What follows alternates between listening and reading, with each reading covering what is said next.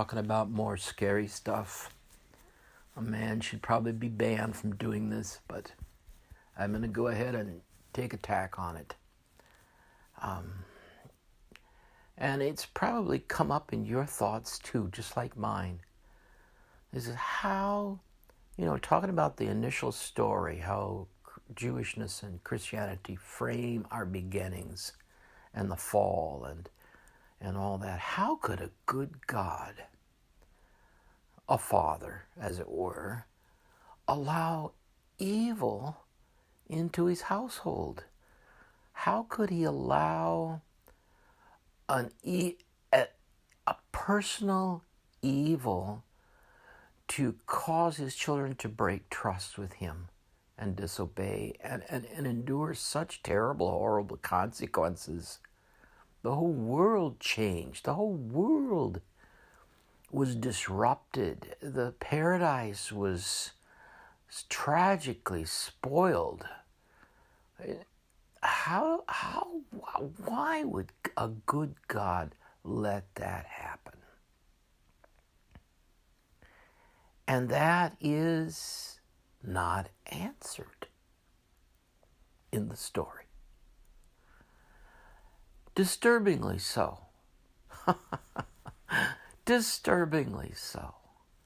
And the accusation of the enemy, who was there through jealousy, who was really the man's right-hand man. He was second in command, but it was an enemy. He was basically saying, your God's not good because he's trying to keep from you sharing in the divinity.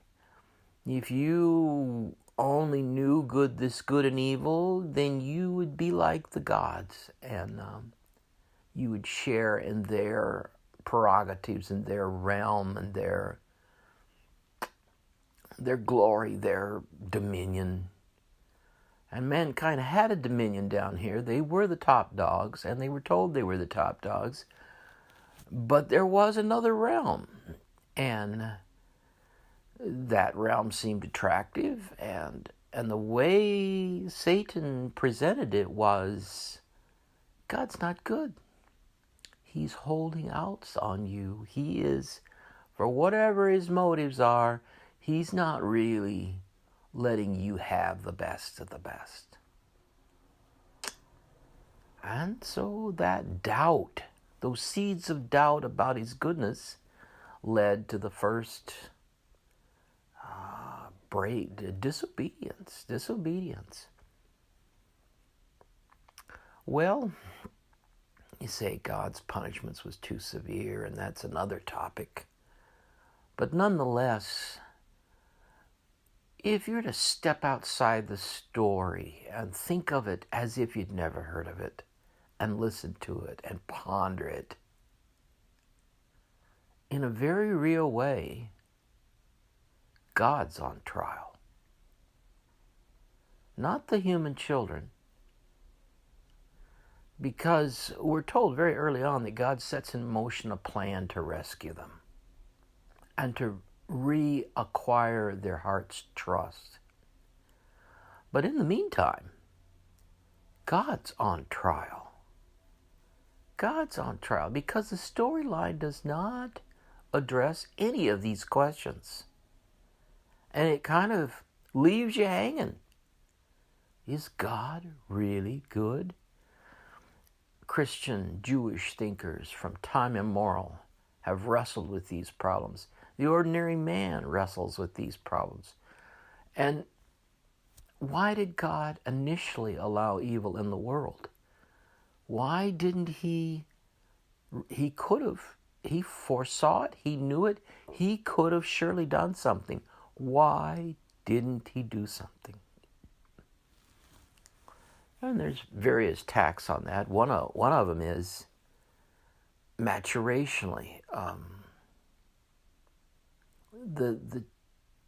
Just like children are not ready for the car keys, or maybe even more profoundly and insidiously, young children are not ready for sex. Sex is an experience that is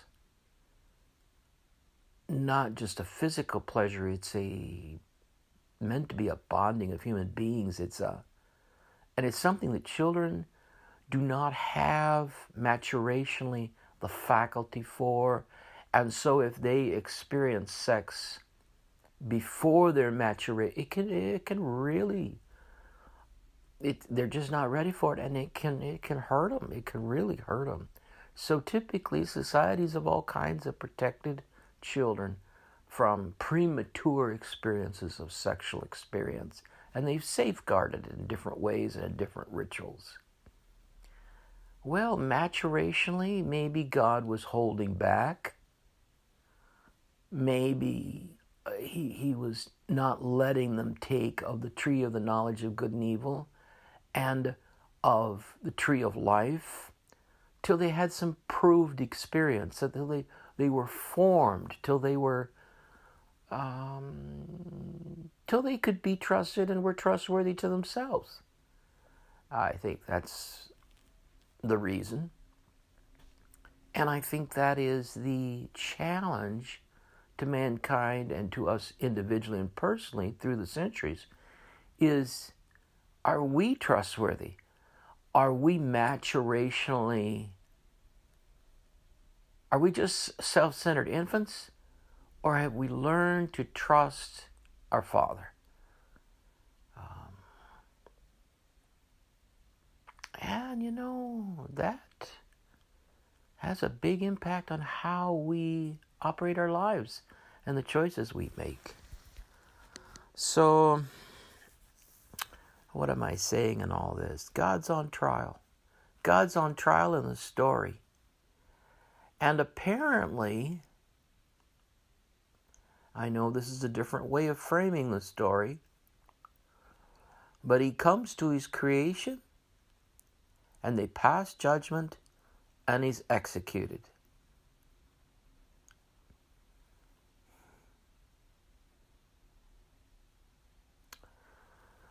Wow. That's what it seems like. On trial, and his own creation judges him and executes him. And he's the king of the universe. I tell you, the story has many twists and turns, and it kind of leaves you breathless. You think, who would have created this story? I mean, they leave him brutally beaten up. The hostility of the world seems to fall completely on him. He is hanged up on a tree just outside the city where everybody's coming and going, naked, bloodied, beyond recognition, and tortured for hours on end, in humiliation and shame. Why? And one of the last words he says, my God, talking as a man, why have you abandoned me? And that gets right to the issue. That gets to the source of so much internal suffering we have with the things of God, because we think he's abandoned us. He abandoned us in the garden. He's abandoned us today in my own life. He's abandoning us in Hiroshima. He's abandoning us in the extermination of the 7 million Jews, or 6 million, whatever it is. We feel God abandonment keenly. So he came and permitted himself to be executed by us and related with us completely, and let us know that he related to us on the cross. That's an interesting thought, isn't it?